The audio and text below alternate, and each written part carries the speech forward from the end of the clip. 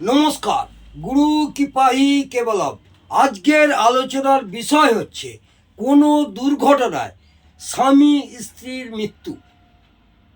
কেন স্বামী স্ত্রীর ধরুন বেড়াতে গেল বা কোনো রকম গাড়ি অ্যাক্সিডেন্ট হলো, কোনো দুর্ঘটনায় স্বামীর স্ত্রী মৃত্যু, এটা খুব ভেরি ভেরি ইম্পর্টেন্ট এবং ভালো বিচারের একটা পদ্ধতি আপনাদের জানাচ্ছি ছোটো ছোটো ভাই বোনদের উদ্দেশ্যে, এবং যারা জ্যোতিষ চর্চা করছেন, নতুন জ্যোতিষ শিখেছেন বা প্র্যাকটিস করছেন, আশা করব কিভাবে বুঝবেন তার বার্থ অ্যানালাইজ করে দেখবেন কেন স্বামী স্ত্রী একসঙ্গেই দুর্ঘটনায় মৃত্যু হলো, সেই নিয়ে একটু বিস্তারিত আলোচনা করছি।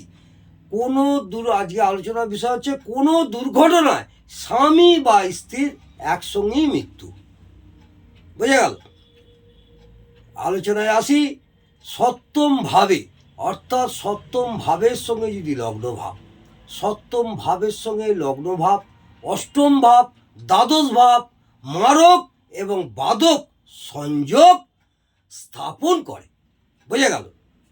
প্রথমে কি দেখবেন, সপ্তম ভাবের সঙ্গে যদি লগ্ন ভাব, সপ্তম ভাবের সঙ্গে লগ্ন ভাব, অষ্টম ভাব, দ্বাদশ ভাব মারক এবং বাদক সংযোগ স্থাপন করে, এবং এই ভাবগুলির সঙ্গে যদি কারক গ্রহ মঙ্গল ও শনির সম্পর্ক স্থাপন করে, তাহলে এই ভাবগুলির সঙ্গে যদি কারক গ্রহ মঙ্গল ও শনি গ্রহের সম্পর্ক স্থাপন করে, তখন কোনো দুর্ঘটনায় স্বামী বা স্ত্রীর মৃত্যু হয়।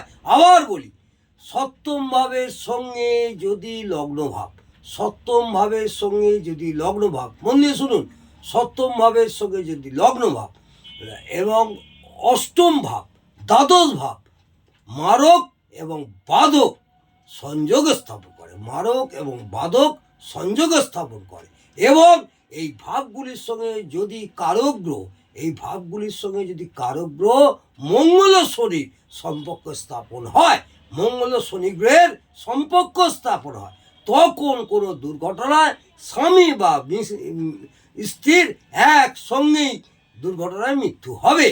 কারক ভাব, সপ্তম ভাব হচ্ছে প্রধান ভাব, কারক ভাব হচ্ছে সপ্তম ভাব প্রধান ভাব, প্লাস লগ্ন ভাব, প্লাস অষ্টম ভাব, প্লাস দ্বাদশ ভাব, প্লাস মারক, প্লাস বাধক। বোঝা গেল? আমি একটু ভেঙে ভেঙে আপনাদের বলাচ্ছি।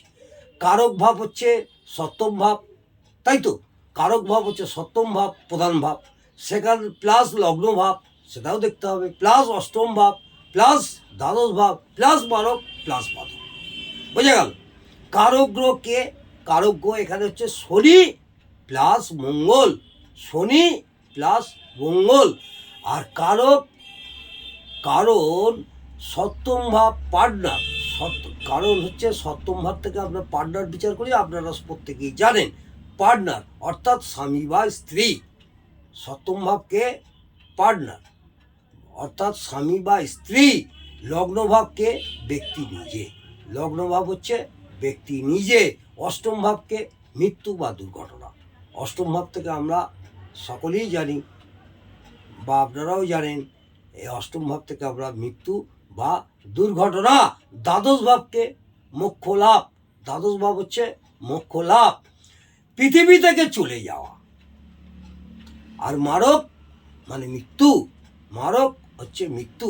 আর বাদক বাধা, জীবনটা থমকে যাওয়া, বাদক হচ্ছে বাধা, জীবনটা থমকে যাওয়া।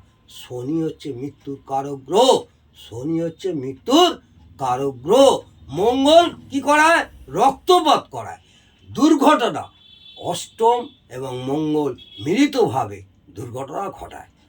অষ্টম এবং মঙ্গল, অষ্টম ভাব এবং মঙ্গল ভাব মিলিতভাবে কি করে? দুর্ঘটনা করায়।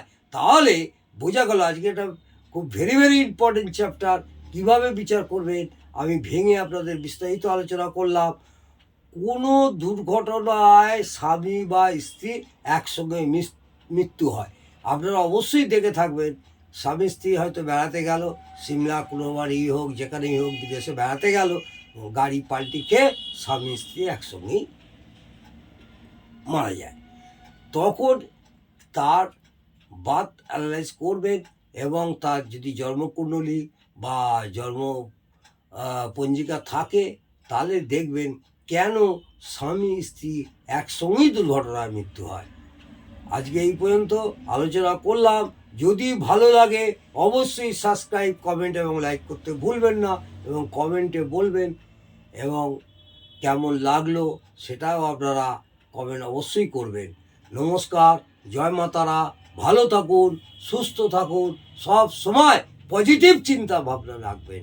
দেখবেন, আশা করব পজিটিভই আপনাদের হবে। নেগেটিভ মাথা থেকে মুছে দিন আর ভগবান শ্রীকৃষ্ণের উপরে সব সময় ভরসা রাখবেন, সে তার ঠিক ফলাফল দিয়েই যাবে। নমস্কার।